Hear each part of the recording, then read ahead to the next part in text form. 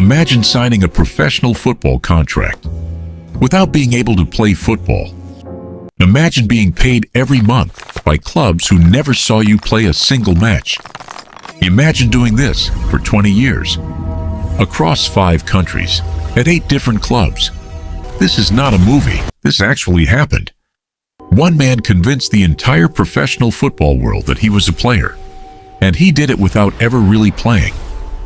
This is the story of the greatest football fraud in history, Brazil. The 1970s, the country that produced the most gifted footballers on earth.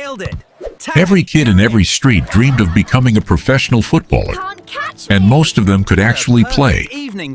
But there was one boy who had a different kind of gift. He couldn't dribble, he couldn't shoot, he couldn't head a ball. His technique was, by every account, absolutely terrible. But he could talk. He could walk into any room and make everyone believe he was the most important person in it. And one day, he decided to use that gift to become a professional footballer. The plan was simple, almost embarrassingly simple. Step 1. Become friends with the most famous footballers in the country. Not just any friends, close friends, trusted friends. Step 2. Let their reputation become his reputation. When clubs asked about him, his famous friends would vouch for him. Step 3. Sign the contract, collect the money, and never ever actually play. That was it. No complicated scheming, no forged documents, just charm, confidence, and the right friends. And for 20 years, it worked. But here is where it gets interesting. A professional football club eventually wants to see their player play football, so he needed ways to avoid it. Trick number 1, the injury. Whenever a match was coming, he would develop a mysterious injury. A pulled muscle, a twisted ankle, somehow always at the perfect moment. Trick number 2, train badly on purpose. If coaches were watching training, he would perform so poorly that they would drop him from the squad. No squad means no match. No match means no one discovers the truth. But his most legendary trick came at one particular club. A match was scheduled. He couldn't fake an injury. He couldn't train badly. He needed another plan. So he broke the stadium wall. He literally caused so much damage to the stadium's boundary wall that the match had to be canceled. And he walked away, completely untouched, acting like nothing had happened. The match was off. Another day, another crisis avoided. And then there was the time he was actually forced onto the pitch. No escape, no excuse. He had to play. So he deliberately fouled an opponent within the first 2 minutes, got himself sent off, and walked back to the dressing room with a smile on his face. Now you might be wondering, man, what was he actually doing while everyone else was training?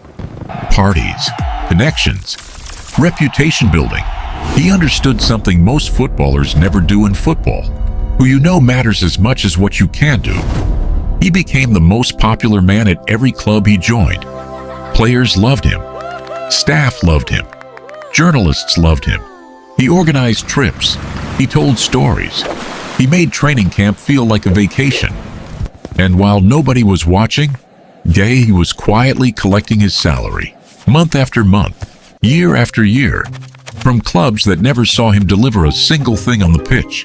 Over 20 years he played, or rather didn't play, for clubs across 5 different countries: Brazil, Mexico, Argentina, France, Venezuela. 8 different clubs, 8 different sets of coaches and directors who were convinced they had signed a real professional footballer.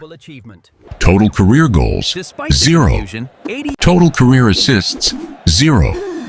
Total career appearances, almost none. And yet somehow he lasted 2 decades in professional football. Because everyone assumed someone else had already verified him. Eventually, of course, the career ended, as all things do.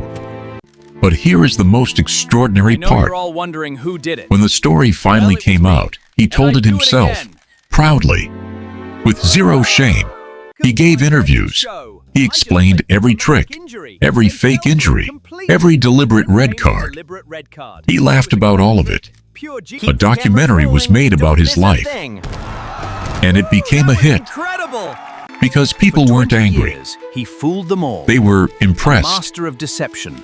Nobody Standing could right in believe plain one sight. person had pulled this How off did for no so one long. suspect a thing? And this is where the story gets philosophical. Football is a sport that spends billions scouting players, analyzing them, testing them, tracking every stat imaginable, and one man with no talent, no technique, and no real football ability walks straight through all of it. For 20 years. Not because the system failed, but because the system trusted people. He exploited the most human thing in football. The belief that if someone important says you are good, you must be good. And the lesson football never really learned? Reputation is not the same as ability. Fame is not the same as quality. He never scored a goal, never made a great pass, never won a trophy. And yet, the football world still talks about him today. Because in a sport full of people who played the game, he played the system. And he won. He never kicked a ball in a real match, but he made football look like the most gullible institution on earth. And he did it with a smile. If this story made you smile, subscribe to Next 11. More football stories that go deeper than the score, every week.